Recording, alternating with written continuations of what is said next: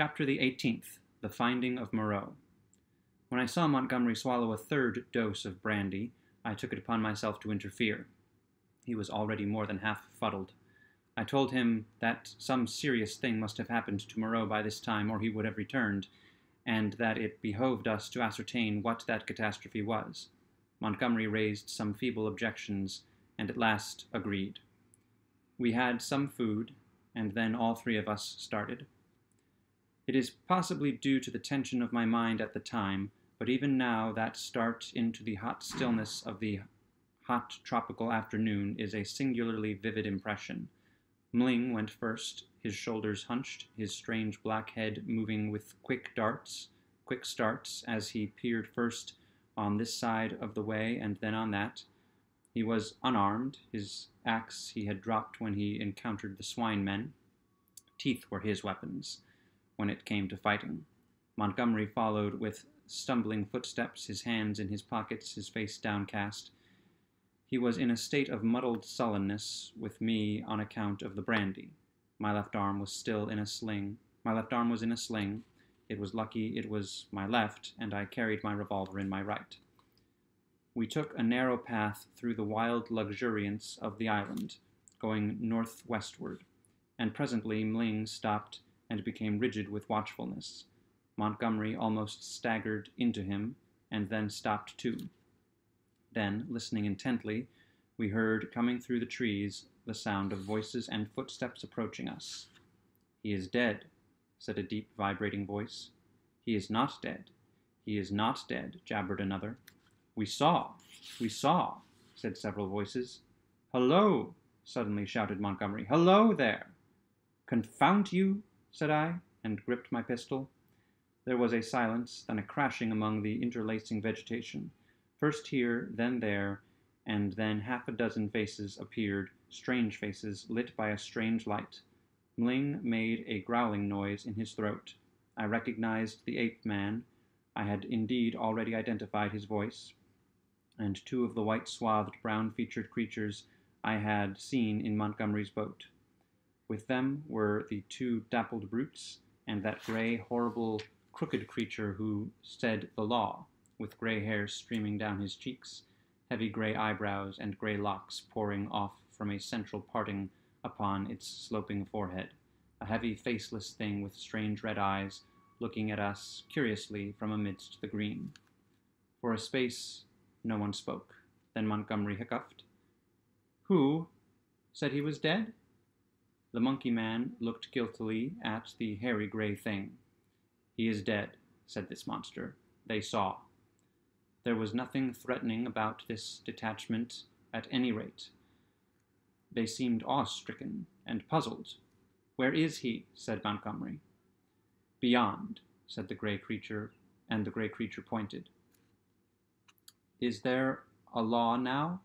asked the ape-man. "Is it still to be this and that? Is he dead indeed?" "Is there a law?" repeated the man in white. "Is there a law, thou other with the whip?" "He is dead," said the hairy gray thing. And they all stood watching us. "Prendick," said Montgomery, turning his dull eyes to me. "He's dead, evidently." I had been standing behind him during this colloquy. I began to see how things lay with them. I suddenly stepped in front of him and lifted up my voice. "Children of the law," I said, "he is not dead." Mling turned his sharp eyes on me. "He has changed his shape. He has changed his body," I went on. "For a time you will not see him. He is there," I pointed upward, "where he can watch you. You cannot see him, but he can see you. Fear the law." I looked at them squarely. They flinched. "He is great. He is good," said the ape-man, peering fearfully upward among the dense trees. "And the other thing?" I demanded. "The thing that bled and ran screaming and sobbing, that is dead too," said the gray thing, still regarding me. "That's well," grunted Montgomery. "The other with the whip," began the gray thing. "Well?" said I. "Said he was dead." But Montgomery was still sober enough to understand my motive in denying Moreau's death. "He is not dead," he said slowly. "Not dead at all. Not more dead than me." "Some," said I, "have broken the law. They will die. Some have died. Show us now where his old body lies, the body he cast away because he had no more need of it." "It is this way, man who walked in the sea," said the gray thing. And with these 6 creatures guiding us, we went through the tumult of ferns and creepers and tree stems towards the northwest. Then came a yelling, a crashing among the branches, and a little pink homunculus rushed by us shrieking. Immediately after appeared a feral monster in headlong pursuit, blood bedabbled, who was amongst us before he could stop his career. The gray thing leapt aside. Mling, with a snarl, flew at it and was struck aside. Montgomery fired and missed, bowed his head, threw up his arm, and turned to run. I fired, and the thing still came on. Fired again point blank into its ugly face. I saw its features vanish in a flash. Its face was driven in. Yet it passed me, gripped Montgomery, and holding him, fell headlong beside him, and pulled him sprawling upon itself, in its death agony. I found myself alone with Mling, the dead brute, and the prostrate man. Montgomery raised himself slowly and stared in a muddled way at the shattered beast man beside him. It more than half sobered him. He scrambled to his feet. Then I saw the gray thing returning cautiously through the trees. "See," said I, pointing to the dead brute. "Is the law not alive? This came of breaking the law." He peered at the body. "He sends the fire that kills," said he in his deep voice, repeating part of the ritual. The others gathered round and stared for a space. At last we drew near the westward extremity of the island. We came upon the gnawed and mutilated body of the puma, its shoulder bone smashed by a bullet, and perhaps 20 yards further found at last what we sought.